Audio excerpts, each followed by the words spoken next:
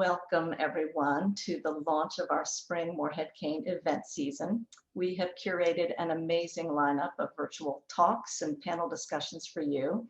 So please have a look on the MCN to learn more and RSVP. For today's talk, of course, we're delighted to have Alan Murray, class of 1977, with us here to lead a discussion about restoring trust in America. So back in September, when we invited Alan to be our first speaker of 2021, we knew he would be the perfect person to help us deal with whatever was going to happen with the presidential election and inauguration. But we had no idea how remarkable the events would be that have brought us to today. And Alan, we thank you so much for being here today to give us all the opportunity to process the last few months and to look ahead to what we hope will be a brighter day. Thanks, Alan. Yeah, thank you for having me, Megan. I had no idea when you asked me to do this that I was going to be staring at so many friends and people I know. I'm going to ask Tom Morris to go off camera so I don't have to look at him while I'm talking. But you know, the whole crew, James Barnes, Jonathan Reckford,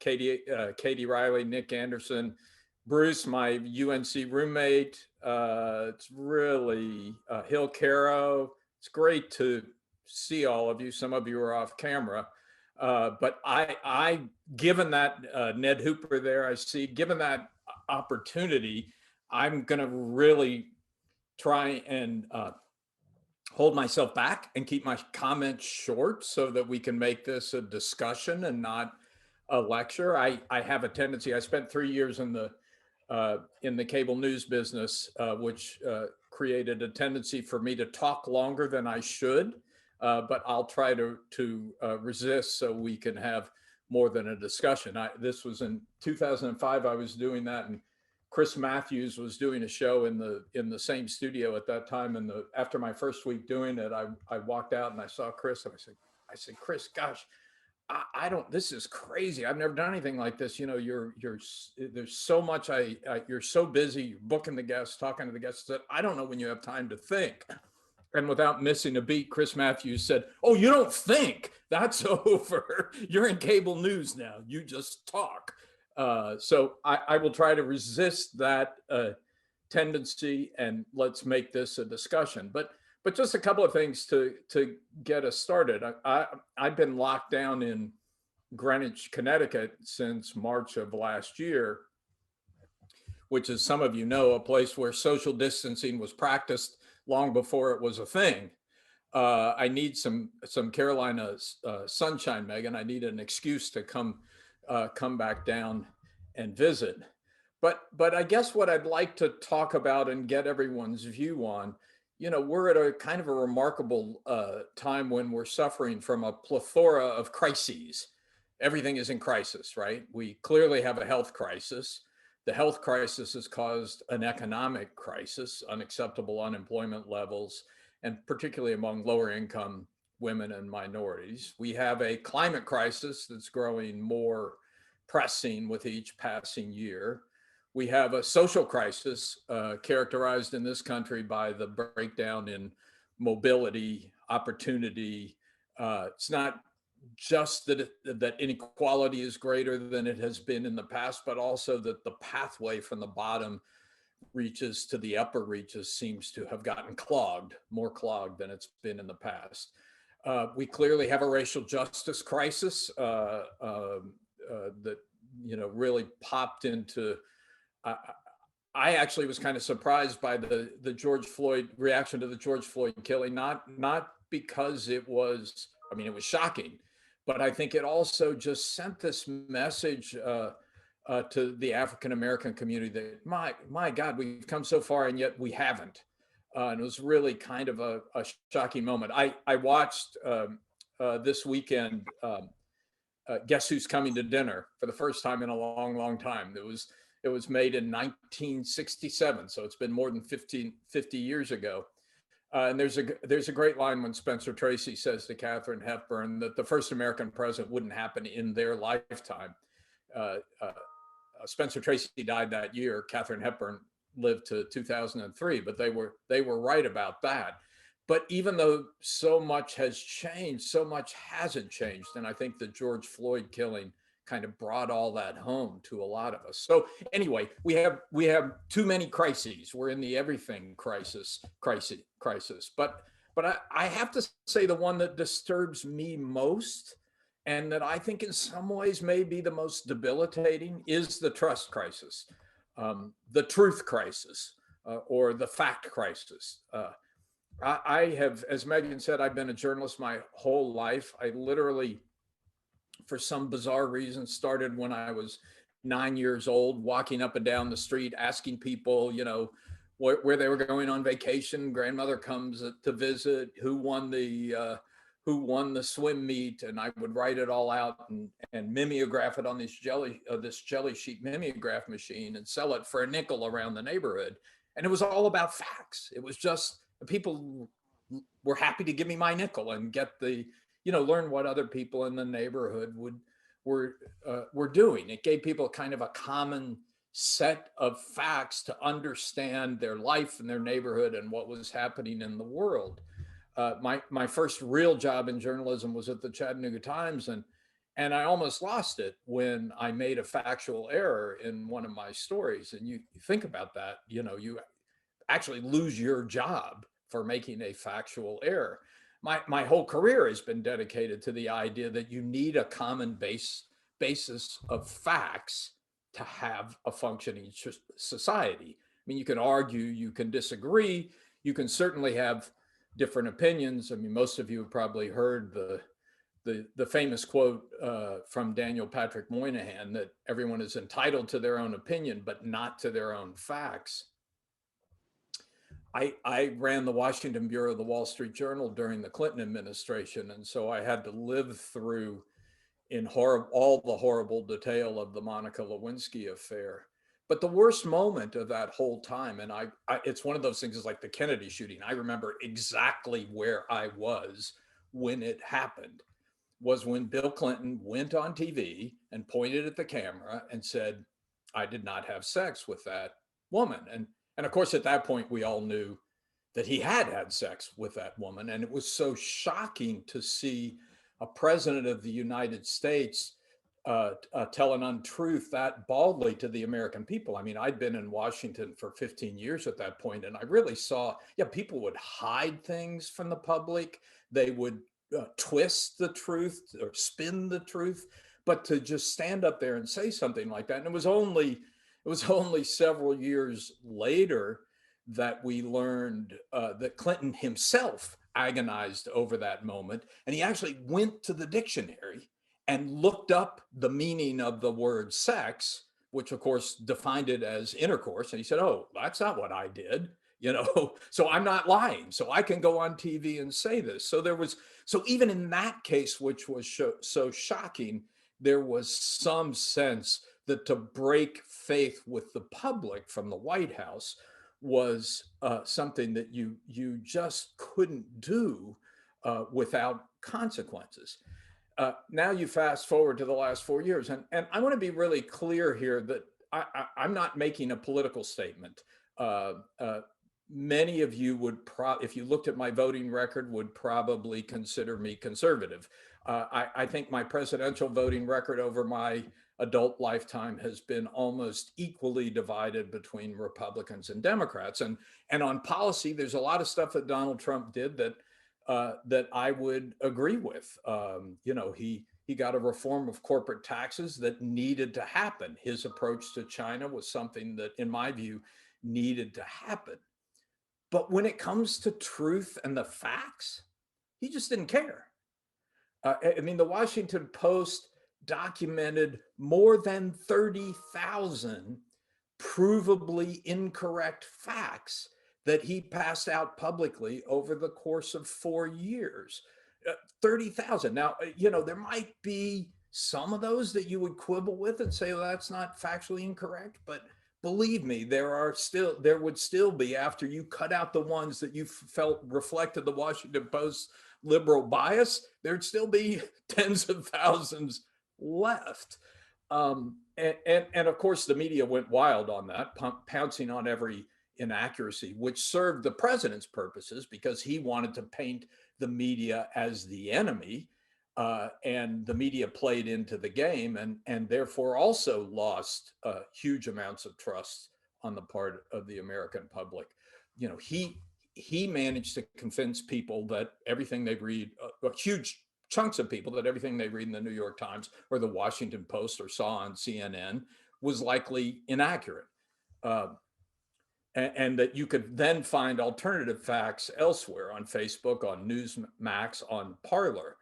The result was a huge decline in trust in any source of information. People felt they were free to get their information from any place they wanted. It was literally what Daniel Patrick Moynihan said could not happen.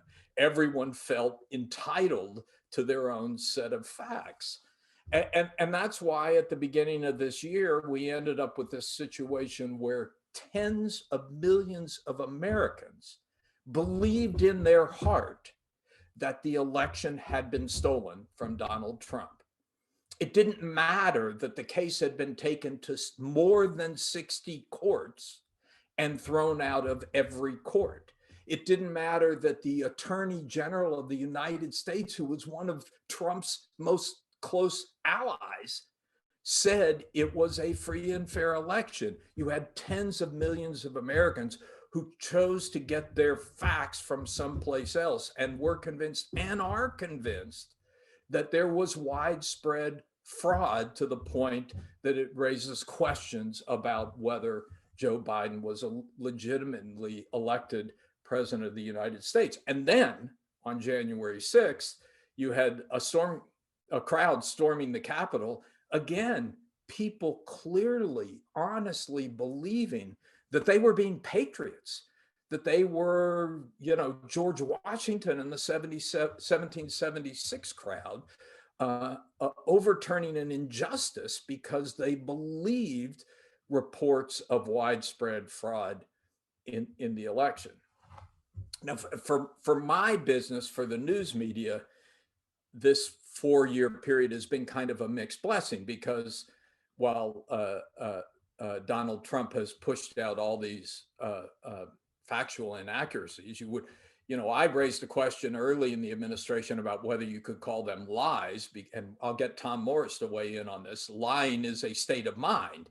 You know, does he know that he's passing out things that are factually inaccurate? Tom, you actually, I remember a conversation with you a couple of years ago where you said that the president doesn't think about truth the way all of us think about truth, that it's a tool for manipulation, not a means of discovering truth. I thought it was fascinating. I may ask you to talk about that. But the irony for the news media has been that Trump is the best story anybody has seen in decades. I mean, it's just, I don't know. You know, I used to watch a lot of CNBC. I haven't watched CNBC for 4 years because I can't take my eyes off of the political story. It's just every day you thought at some point it would get old. Every day he did something that just made you feel compelled to watch, and that drove people to subscribe to the New York Times. It drove people to subscribe to the Washington Post. It drove people to watch CNN. CNN was a terribly troubled network, but has been revived by Donald Trump. So on the one hand, ratings and subscriptions went through the roof, but I think that's going to be a weak benefit to those organizations, because at the same time, what has happened is trust in each of those organizations that I just mentioned has been tremendously undermined, and their ability to speak to the nation the way a Walter Cronkite might have been able to 4 decades ago or 5 decades ago is gone. No one trusts anyone. No one trusts us in the media. No one trusts anyone. Facts have become optional. Facts have become a matter of personal choice.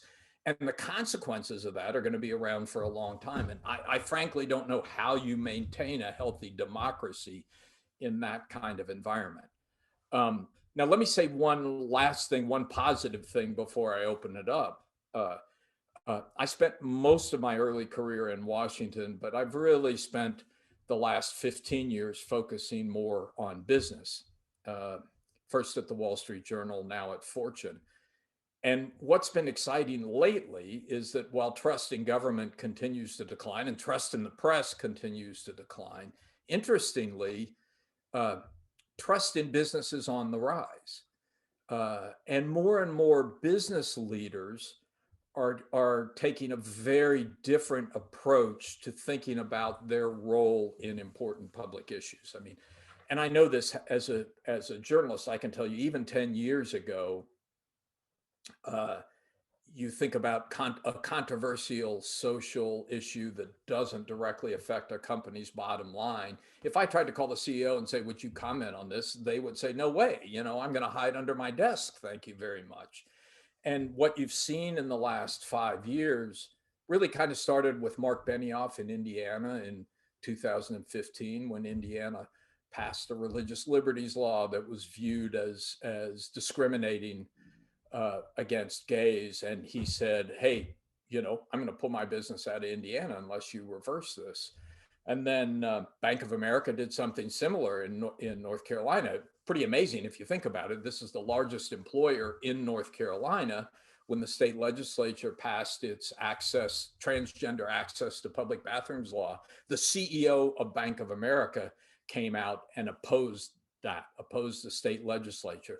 Delta Airlines did something similar in Georgia after the Parkland shootings, pulling its benefit for the National Rifle Association, even though it was in a state where a majority of the state legislators were members of the National Rifle Association and were actually considering a law that would affect Delta's taxes. So you suddenly had this explosion of CEOs speaking out on public issues that I can assure you 10 years ago would have had them under their desks. In some ways, it probably peaked this summer with the George Floyd killing, where there was a true outpouring of commentary. And it's not just commentary. I can tell you from the access I have to the leaders of many of the largest corporations that they're acting differently. And I've spent a lot of time trying to figure out why. I think the importance of talented employees are a big part of it. You have a generation that really is demanding more of their employers. I mean, I see this, I leave myself out of it, but I think about my father's generation versus my daughter's generation. My father went to work for one reason, and that was to make money. He had other connections. He went to church. He belonged to social clubs. He did good in the world, other places, but he went to work to make money. You have a generation now, and we saw this in some of the polling we did at the Pew Research Center, that is much less likely to belong to an organized church, much slower to get married and have a family, much less likely to join social clubs, Rotary clubs, whatever. And so the employer becomes, in some ways, their most formal attachment to society. And they put a lot of hopes and expectations in that employer. It's not enough to give me a paycheck. I want you to do good in the world. I want you to give me a purpose and give me meaning. So there's really been, and I can go on about this for hours. There really has been a very dramatic change in the last decade in the way companies are thinking about their role in society. And I think it was confirmed in some way over the last year by how they handled the COVID crisis and by the rise in trust that you've seen in surveys towards particularly my employer, the company I work for. That's where you see the real pickup. And so and on issues like social justice, racial justice, climate, inequality, you have a growing segment of the business community that's moved from the kind of conservative reactionary position to really leading the charge.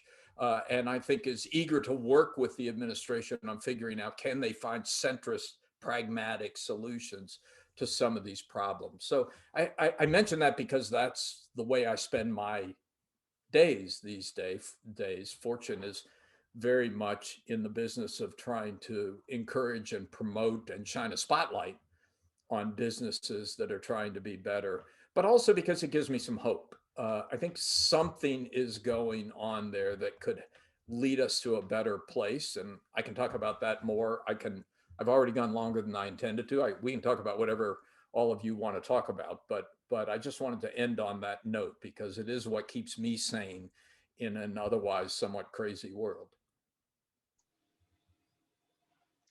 Wonderful. Thank you, Alan. Awesome. That really sets us up for some great conversation. And, as I said, feel free to type a question in the chat or just unmute and go for it. This is Bill Riley. I have a question for Alan. Alan, is it time to rethink or update the fairness doctrine, which expired in 1987? Well, the problem is, I don't know if you can. I mean, look, the reason you needed a fairness doctrine was because there were a limited number of media outlets that had an enormous control of the information that we all received.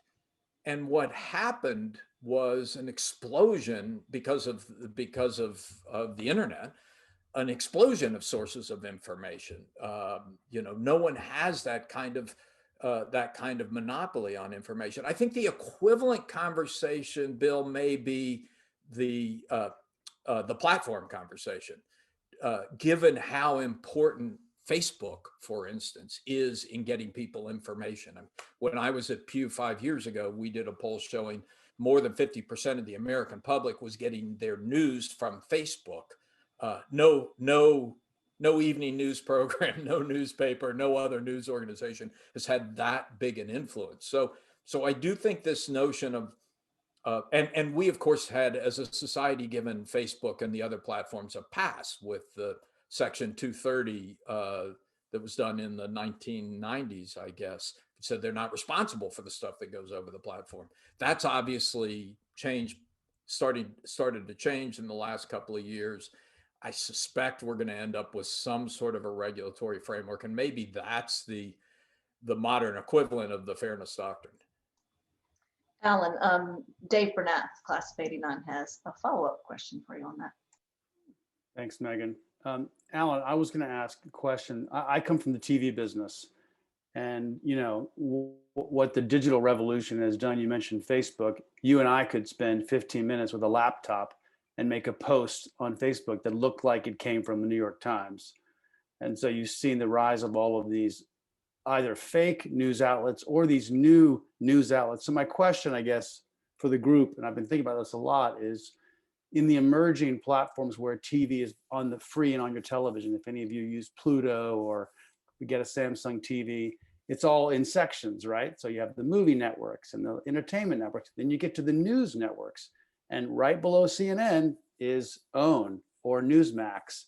And some of these outlets, I would say you could make an argument that they've moved beyond news into obviously a lot of opinion, but do they even belong in the same neighborhood?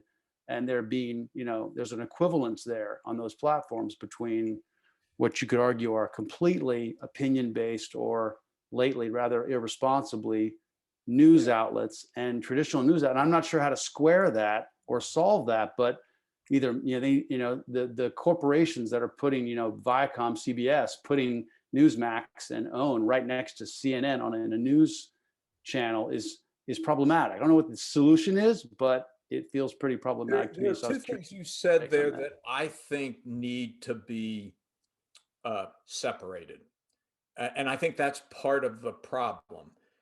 You talked about facts and you talked about opinion. No question, Newsmax and OWN have a clear point of view and a clear opinion. But anybody who watches CNN these days, they have a very clear point of view. There is no ambiguity about it, and that's one of the things that Trump has successfully done. He's right. They are out to get him. I mean, you can tell. Just watch it.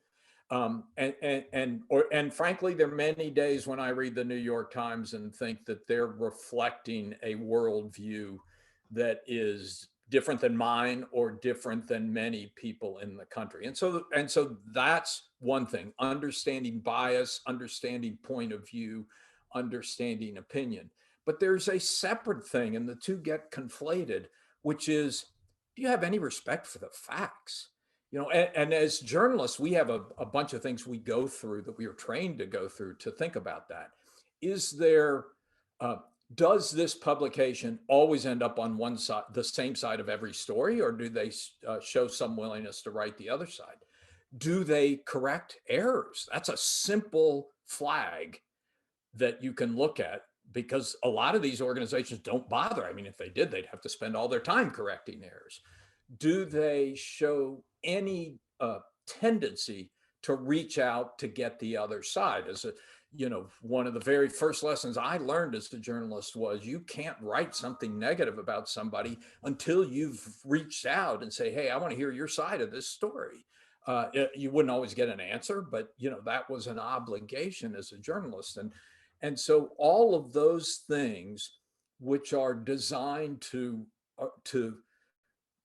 you're never going to get it 100% right? But that shows some respect for facts and factual accuracy are so important. And yet there's no longer any common standard among the media on what those things are. So you take something like the New York Times. I have lots of questions about their objectivity and their point of view, particularly when it comes to business stories, which are the ones I care about the most. But I generally believe if I read a fact in the New York Times, that it's more than 90% likely to be correct, and that if I can prove it isn't correct, they'll run a correction the next day in the paper. And if somebody has a pattern of putting incorrect information in the paper, they'll lose their jobs. So that's where I think we have to, as consumers of the media, have to draw a line. Sure, find the outlet that shares your opinion, but demand that they confirm and have some standards of factual accuracy. Alan, Jim Stratton has a question for you that he has placed in the feed. I wondered, Jim, if you are willing to ask it yourself, or shall I? Sure. I was just wondering, given that what climate change is likely to cost corporations down the road, why aren't they doing more to reduce carbon emissions? I think you're seeing a pretty big change. We just came out of the field with a survey of CEOs of big companies, asking them, have you adopted a plan to reach net zero by 2050? And got a 60% yes. Many of that 60% have done it, or say they'll reach it earlier in 2040 or 2030. Now, 2050 is a long way off, and the CEO who said that won't be in office in 2050. And so you can argue that some of that is they're just saying it because they have to say it. It's greenwashing. They have to put a statement out there. But nevertheless, I think you have many more CEOs who are serious about this today than they were 10 years ago. I mean, there are people on this call, Tom Darden, Jonathan Reckford, who would probably have a better sense of that than I do. But I can tell you in the conversations I have, you have a steadily growing number of CEOs who are serious about taking action. I mean, the other thing that's changed is that compared to just 10 years ago is that you have more and more big companies that can actually make money in the transition. I mean, look at Tesla. I mean, this is the most stunning example. And we had a story that Elon Musk said he loves Joe Biden. Well, Elon Musk is not by any stretch of the imagination in his actions, political donations, whatever, a Democrat, but Joe Biden's talking about a bunch of things that are going to put money in his pocket. So it's not only the downside risk of climate change, but the upside risk for a lot of these people who are riding the transition. Let's see, Larry Hahn is next and has a question for you. I don't think he can turn his camera on, but if you'll just Hi, Shout it Alan. out. Hi. Thanks, Megan. So, Ellen, a couple days ago, you may have seen the story that China had overtaken the US as the world's leading country for foreign direct investment in 2020. And my question is whether you feel this is a short-term Trump COVID phenomenon, or does it reflect a longer-term decline in trust from foreign companies in American, either consumers, government, business environments, and whether you think that under President Joe Biden, FDI will increase in the US. Thanks. Yeah, that's a great question, and I'm not sure I have a good answer. I mean, the business relationship with Trump on China. China is the one area where when I talk about business, I should be clear. Our closest relationship is with like the Fortune 500 and the Fortune Global 500. Small business is a very different group of people than the ones that we have the most information on. And among those large businesses, there's a lot of support for what Trump was doing on China because a lot of them had experienced the problem. It had intellectual property stolen from them, had been first let in, then boxed out. But they were often reluctant to talk about it because they still had big businesses there and they didn't want to hurt their businesses. So I think China is a particularly interesting and complicated situation for business right now.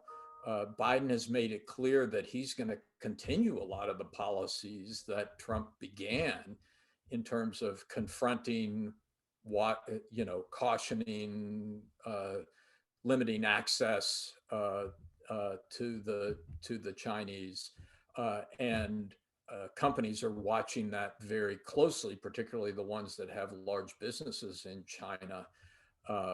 How that affects FDI flows, I'm not sure I have a clear view on. Maybe somebody else on the call does.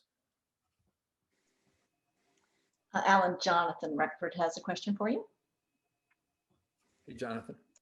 Hey, Alan, how are you? Sorry, we're not hanging out this week. It is, thank you for your comments. I'm curious from a business perspective, how do what would it take to create a market for serving the moderates of the world? Right now, the math, the algorithms reward serving the extremes, and it's self-reinforcing. And I know many journalists, if they write about Trump, they get 20 times as much attention as if they write about poverty in Africa or something substantive.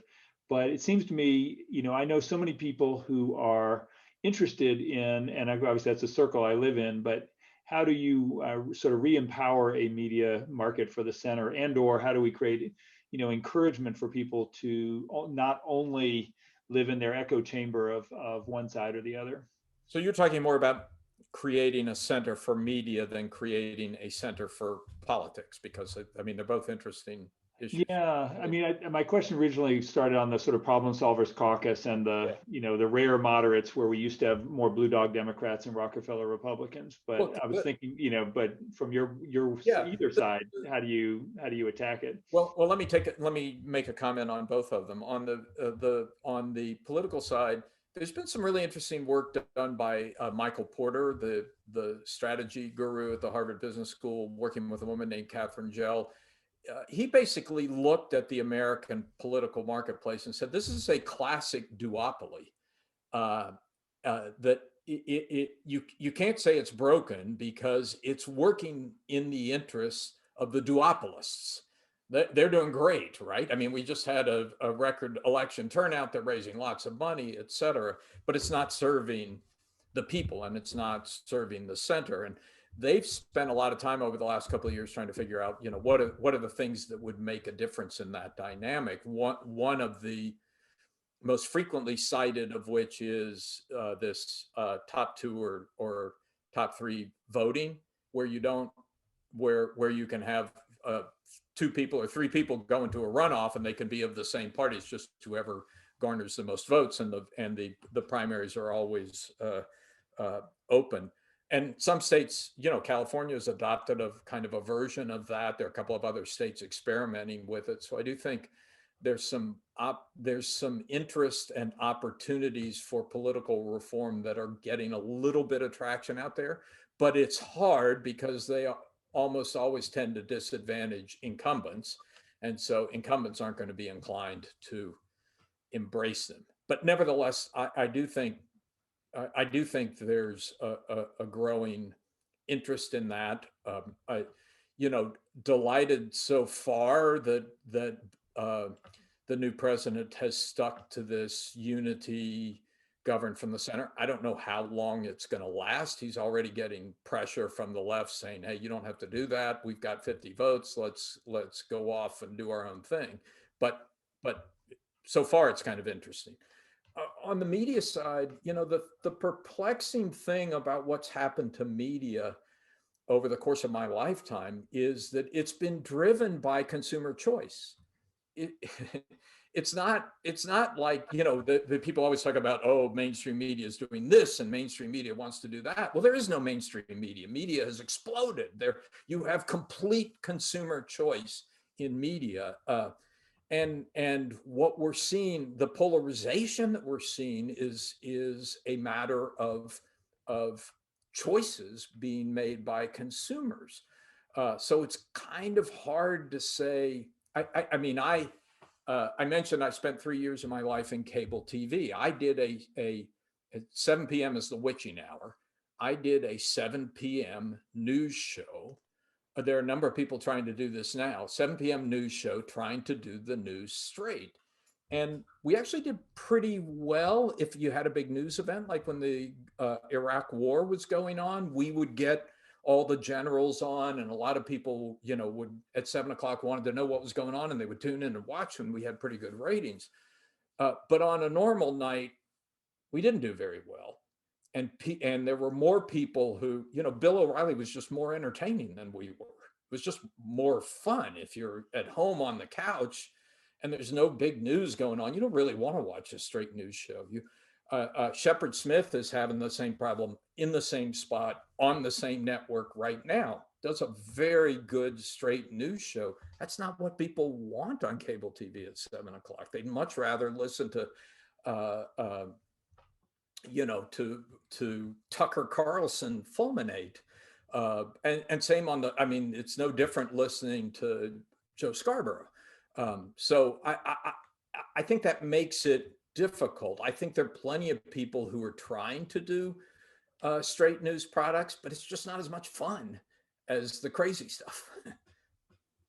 Can I just chime in real quick on that? Not to push back, because I agree with everything you said, Alan, but I wouldn't put consumer choice in the front of that, summary. I would put greed with news turned into entertainment product. And, you mentioned Walter Cronkite, that was back when we heard about the stock market once a day, the last 3 minutes of the evening news, and the rest of the time we were busy doing other things. So I think I struggle with the fact that it's the news and entertainment blending, and you're right. Everyone wants to watch talking heads do opinion rather than straight news, but we'd probably be better off without 24-hour cable news, coming into our homes. I mean, we're never going to go backwards, of course, but it's one of those things where the market led and consumers obviously followed, but yeah, it's a real conundrum.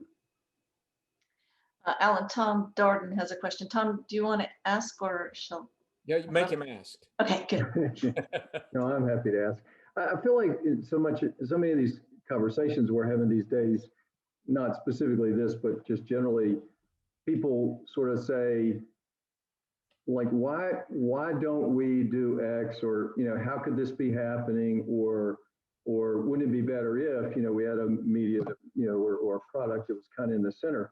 But meanwhile, you have this virus that's out there, and I'm not talking about the coronavirus.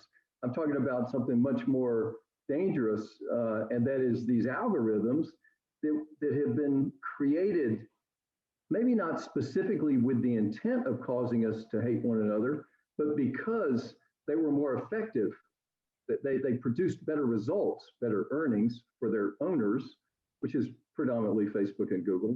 You could throw in some others. And how do we, you can't address that, or you can't compete against that with sort of normal human stuff, like that will win in the end, won't it? Well, no, and I don't think it will, Tom, and let me tell you why. I mean, first of all, when I say consumer choice, and I get the pushback on consumer choice, but that is a version of consumer choice. I mean, the algorithms aren't evil. The algorithms are giving people what they know people will lap up, right? But what kept that from happening in the old days was you had publishers who felt responsible and were legally responsible for the stuff they put in their papers. And so, yeah, you have some tabloids at the supermarket that say, wow, I can sell more newspapers if I say a group of aliens landed in Arizona last week. And yes, greed and consumer choice would help them make more money, but publishers felt a degree of responsibility and a degree of legal liability. I mean, Well, look at laws, yeah, exactly. look at the National Enquirer. You know, look at what happened there, that you could actually get sued, and we made a horrible mistake in shielding the platforms from that liability. That's already started to change. I mean, there was a degree. This is what happened to Parler. Basically, now you have the company saying, unless you moderate, we're not going to host you. So I do think it's changing. Whether you can trust the tech companies to police themselves, or whether it's going to require a new regulatory environment, I don't know. But I don't think we are going to allow any longer the algorithms to push unadulterated on everyone the way they have been for the last 10, 20 years. Good. 10 years. But Tom, actually, you, if I can turn the tables on you, I had I think it was just an email exchange with you shortly after the election that sort of crystallized this issue in my mind. You said, why can't we put together a commission to look at what happened in the election that would have the conservative credibility to convince people that the election was legit? And I thought, okay, that's a good idea. That makes sense. But if 60 courts, including the Supreme Court, which is stuffed with Trump appointees, basically said the election was legit, and the Attorney General, who was a Trump appointee, said the election was legit, is it really going to convince anybody to have some commission? I mean, remember what happened with the Warren Commission, or will it just become part of the conspiracy story? They're trying to shut us down. Maybe I'm just hopeful, and I think you're right. It's just another way of stacking more things on top of more things. I was hopeful that maybe people would kind of come back from that ledge at that point, but I don't know. Next up is Sue Kuhn. Sue, your question for Alan.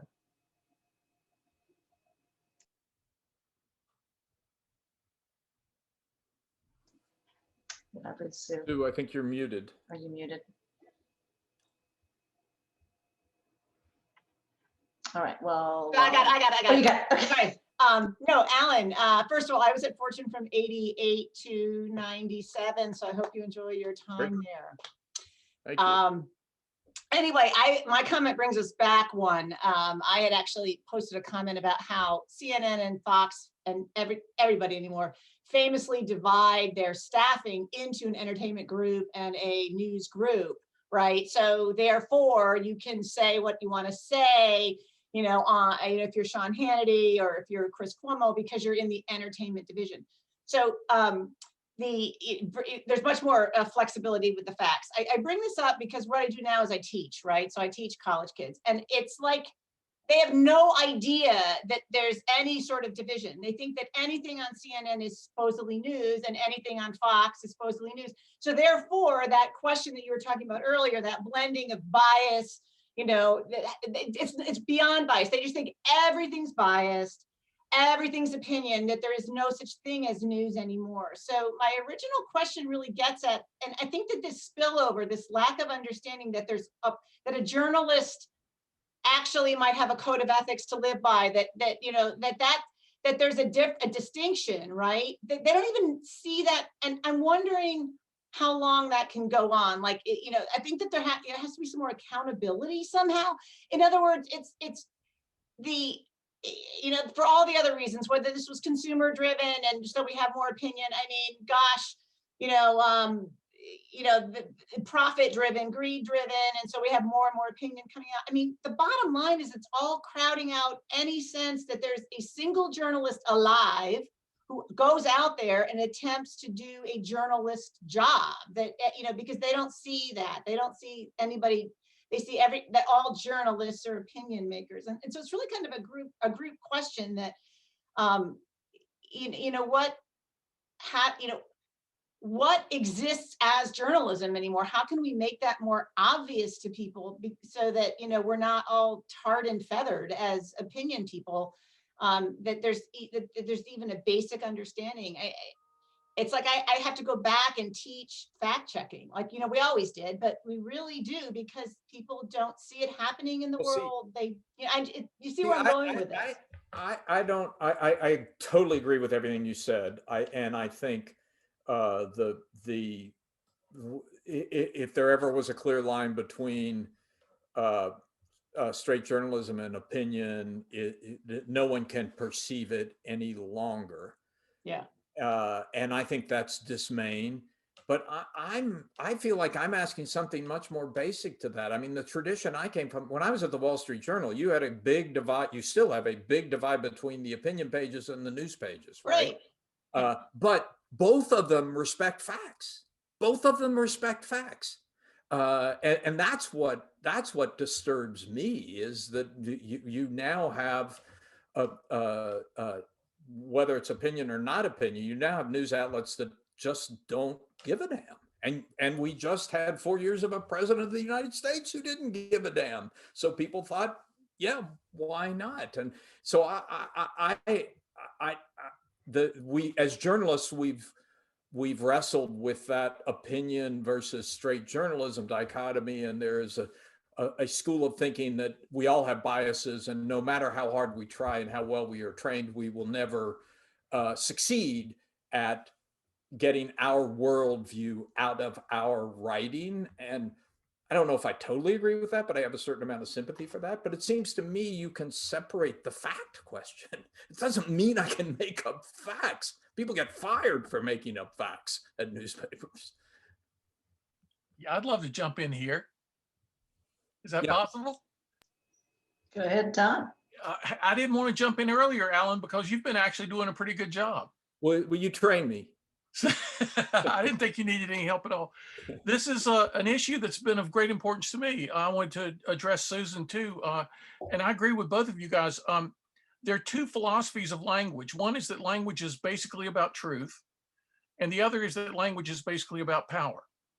The former believes that language has to be linked to fact, and the latter only links language to force.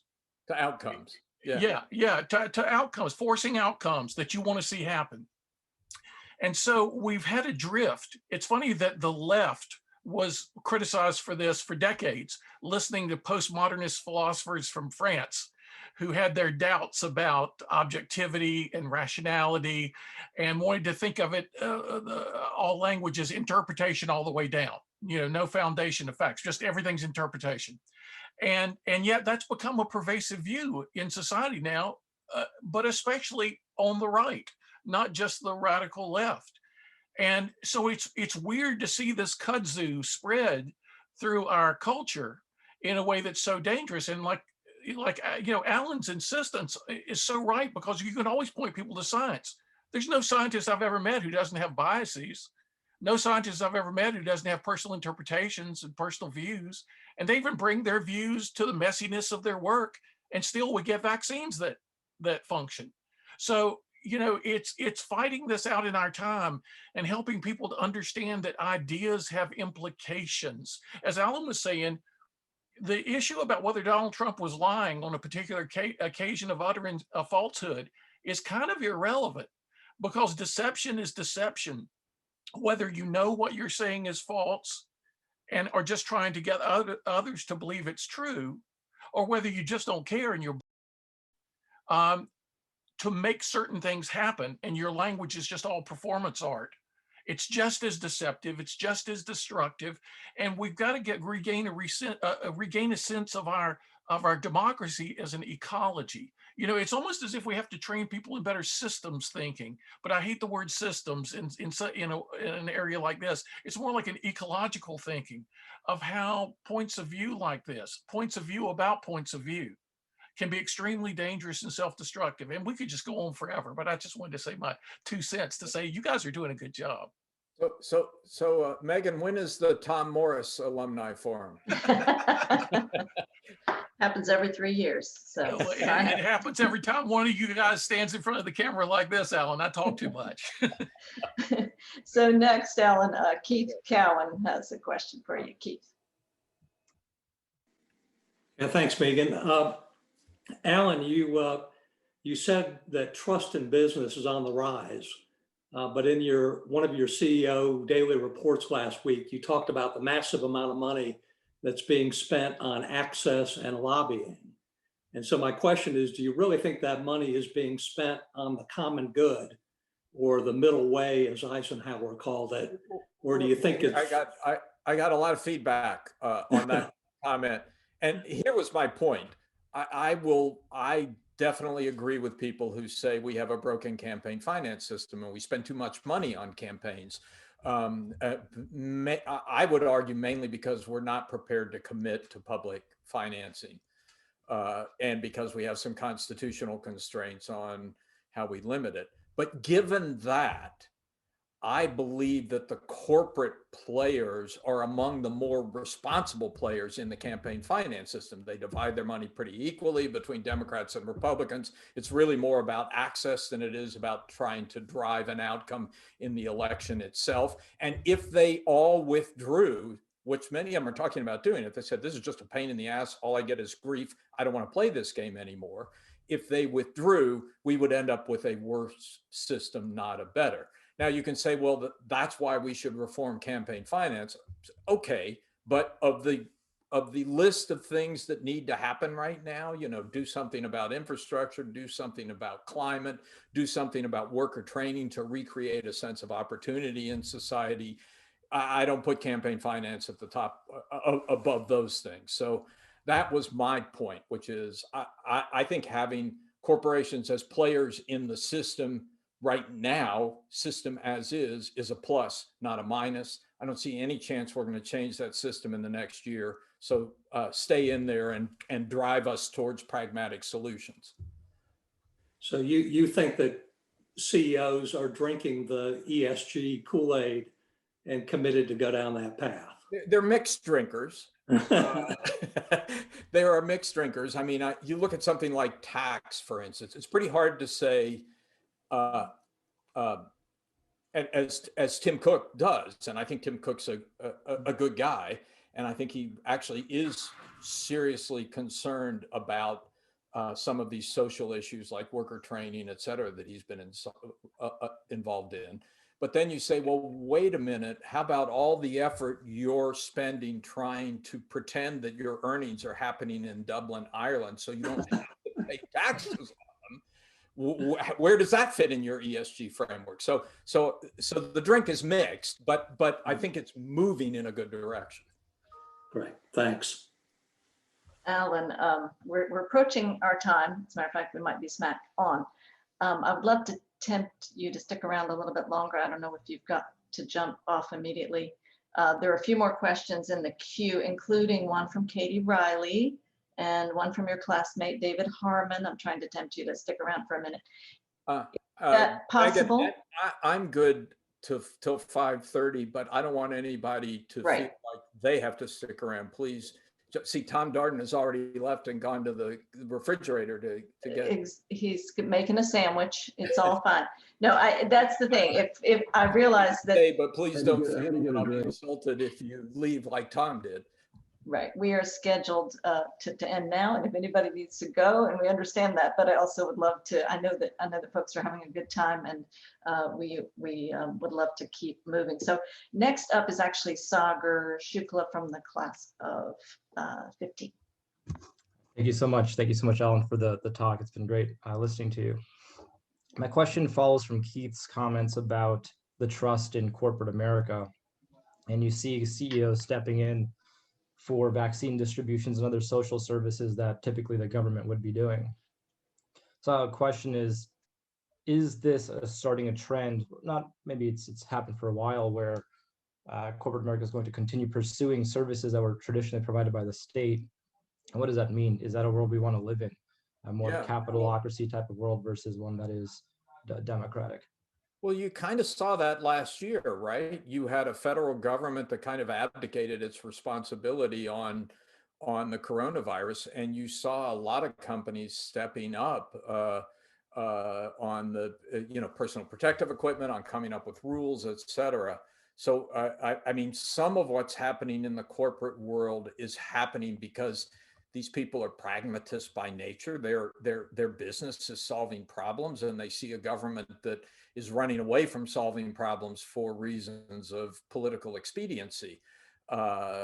So I do think that will continue. Is that the way it should be? Well, no, probably not. They're not responsible to a broader public. We all believe in democracy, but democracy just isn't working very well right now. and better that somebody's doing it than no one's doing it. All right, next up is David Harmon from your class of 1977. But didn't Katie have a question? Oh, Katie does, but I just jumped out of order a little bit. I looked back in the feed and David was actually ahead of her. So you're up, David. Thank you. Hi, Katie.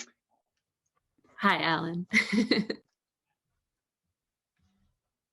Am I on? Wait, so are we? Katie, you can go. Or I'll go. Okay, great. Yes, go ahead. Go ahead. Thanks, Alan, for being here, and thanks for sticking around longer. I'm curious how this truth crisis that we're in has changed how you think about your role at Fortune, and knowing that to some extent the people who are already regular subscribers to Fortune or the Wall Street Journal or the New York Times are probably a group of people who likely trust the news organizations and might be opting for straight news over a Tucker Carlson. And so what are the steps you think newsrooms need to be taking now to repair trust with a wider audience and bolster the respect for facts in the world? It's a great question. Look, even though I feel very strongly about this, I also feel somewhat insulated from this. And I felt this at the Wall Street Journal as well. Business readers tend to be more focused on facts because they're placing bets. They don't want their information coming through some sort of screen or to be factually incorrect, because at the end of the day, they're going to try and make money off of it. So I don't think the problem is as great for the business press as it is for the press in general. But, in terms of what can we do to help, I do think, as Susan and a number of other people have said, people do conflate the opinion question and the factual accuracy question in their minds. And therefore, journalistic organizations that want to be seen as purveyors of news need to back off on opinion. I think Donald Trump made that very hard. If you throw out a dozen clearly factually inaccurate statements a day, any journalist worth their salt is going to jump on it and say wrong, wrong, wrong, which creates the impression that you're on the attack and you're against the president, and has really undermined that trust. And so we have to figure out some way to get out of that and try and distinguish journalists who are not in the opinion business. They just need to work a little harder. Another thing, Katie and I worked together briefly in the final throes of the company that was Time Inc. I had spent a great part of my career at the Wall Street Journal before I went to Time Inc. trying to make sure that we had a diverse group of journalists. And by diverse, I mean, not just ethnically diverse and men and women, but politically diverse. It's not always easy because those of us who become journalists, when you make that decision in college, am I going to become a journalist or a banker? There's a political element in there, and those of us who become journalists aren't always are generally to the left of the population as a whole. So it was always something that I struggled with, making sure that I had a diversity of viewpoints in the newsroom. When Trump got elected, it became just impossible. I don't know about you, of the entire Time Inc. news organization, I was never able to identify anyone on the news side who had voted for Donald Trump. Not one person. I never, and maybe you found somebody, but I actually tried and could not find a single person in the news organization. It's a large news organization. It was thousands of people who had voted for Donald Trump. So I think that's made it even more difficult for news organizations to present themselves as being unbiased and factually accurate. So I think we have to consider the last 4 years as a bizarre episode, but try and get back to basics and work harder, making sure we are understanding both sides of the story and reaching out to the people on the other side and making sure we have diverse views within the newsroom and all of that. Thanks, Katie, and thanks for your patience on my switcheroo there. David Harmon, please ask the question now. Alan, I didn't. David Harmon here. God, it's been a long. It has been a very long time. You had a whole lot more hair. I mean, that's a banal comment. I think you were hitchhiking through Woods Hole, Massachusetts. We can start telling Dave Harmon stories. Oh yeah, right. Yeah, no. So Alan, I love the sense that you and Darden are in touch. I'm probably going to reach out to the two of you because it's been a long time. Your presentation about this evolution of loss of trust in a lot of different things, but obviously in the information we get, and your sense of hope. Despite all, for me, is absolutely fascinating. I think, as you say, there's more trust in business, that the trust seems to be tied to a new generation that is looking for a kind of wonderfully hearted impact in actual actions that are taking place. The sense of that as a place where there is more trust in that, even more so than opinion. I'm fascinated by what the implication is for what media begins perhaps to look like in that sense. I'm terribly tempted to share an analogy. The question's already messy enough in certain ways, but anthropology, I don't know what number course at UNC, we were challenged to create a media campaign. Capitol Hill was about population studies. And so the idea was, how would you convince women in a particular village in Kenya, given what we're looking at computer data, to have fewer babies? And the sense of, women who were saying, you're looking at these lines on a box. We don't know anything about what that means for us. And you're asking us to have fewer babies. I probably have made the question a lot messier, but that sense of lines on a box versus, devising a campaign where you're placing your trust in the women that the women trust, writ large in our situation, if activities by corporations that give you hope, as you stated it, are analogous, I suppose, to the women in the village, where there's a certain reality that they're seeing and they're feeling, and that their trust is located. Big question. I'm fascinated by what you may see as a way of, does media begin to take shape differently? Does it just look like the 6 o'clock news where, yeah, we've covered events like that forever? Or is there some other way the media begins to look if the trends you're describing are driving things? Yeah, I don't think that is a big question, Dave, and I don't think I know the answer. I mean, I don't think we're going back to Walter Cronkite and the 6 o'clock news. Right. That's just not the way the world is trending.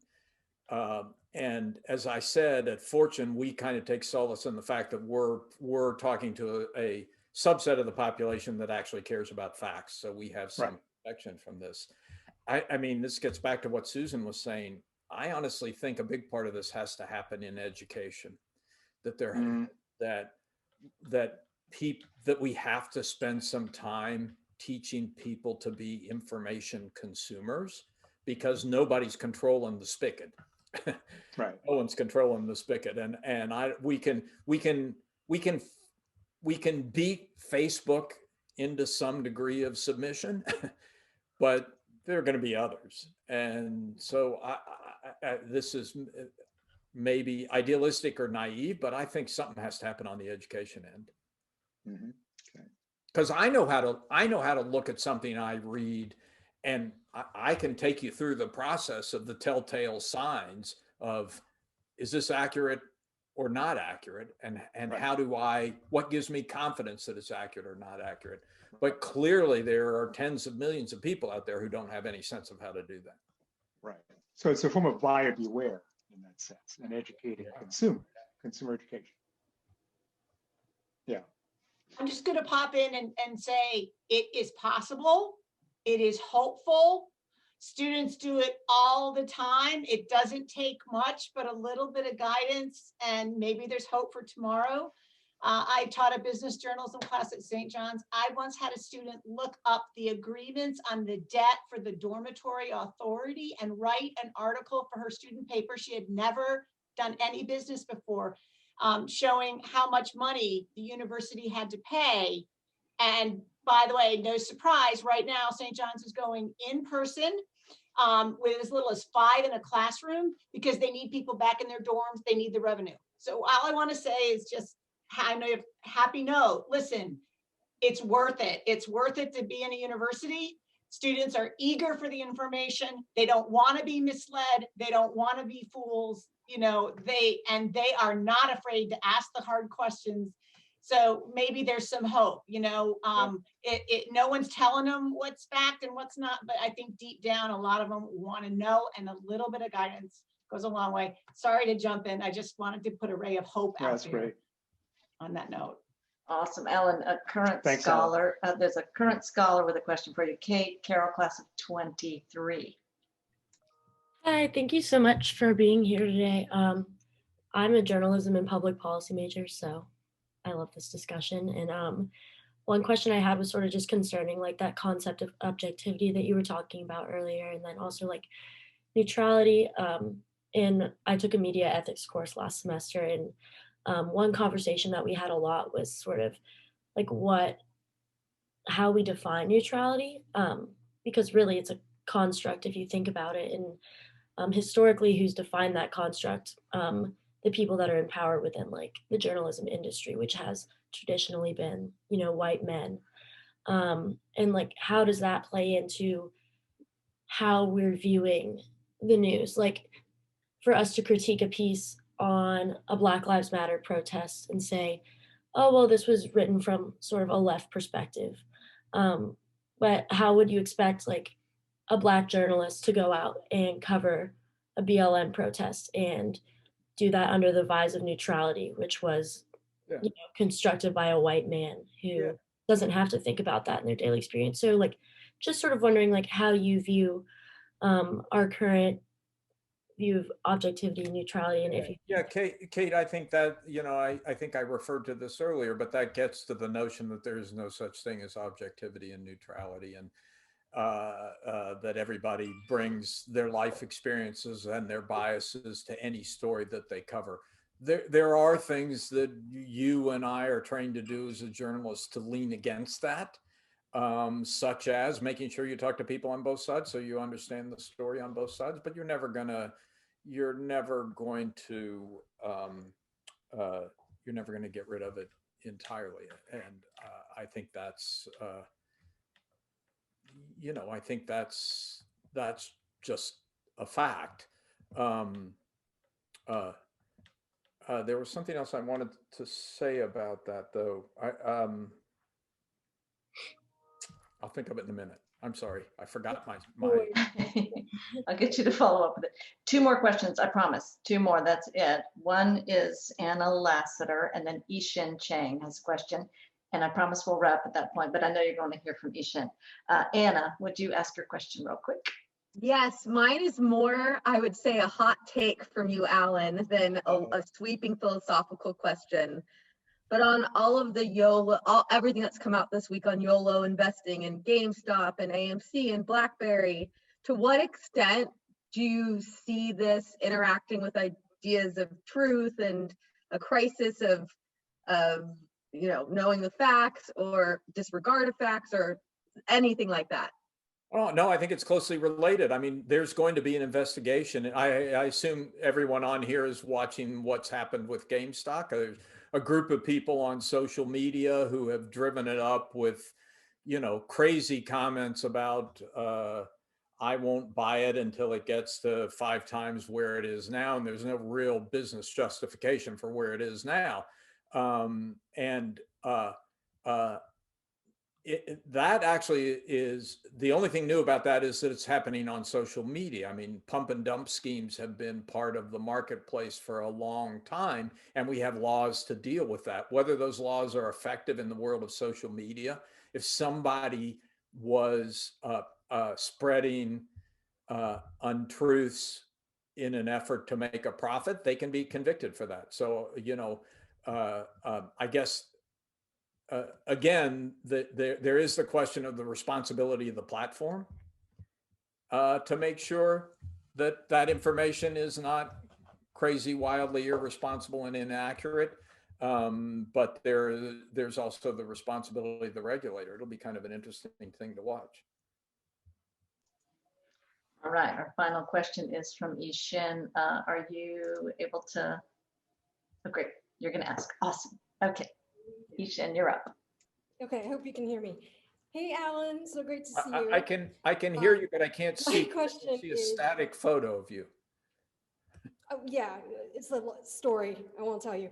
But do you think that Twitter taking down people's accounts and Apple, Amazon, whoever else taking down Parler, do you see that as censorship or as a violation of the First Amendment?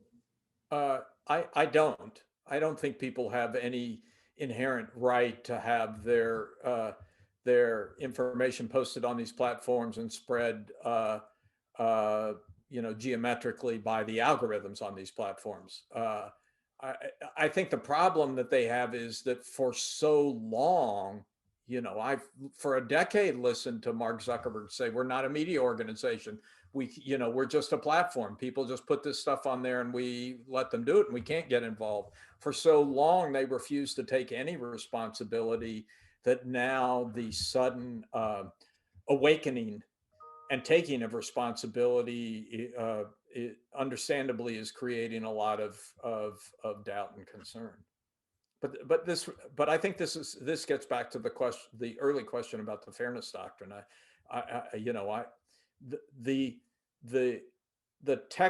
The social media companies and tech companies have managed to do the impossible.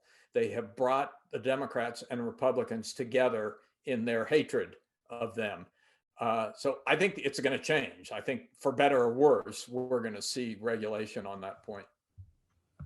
Well, the problem is if they're not taking down dictators around the world or whatever, but they are selectively picking out people to target, that just doesn't seem right. It has to be consistent, but it hasn't been consistent because they fought it for so long. Right, I got you. All right, Alan, thank you so much for your patience and hanging on for extra time. You've hung on to your audience the whole time too, so we were all enthralled. It was a really great opportunity for us to spend time together and have a really rich conversation. So thank you so much. Great, thanks. I want most of the people on this call to do their own alumni calls so I can come back and harass them. Good thinking. Awesome.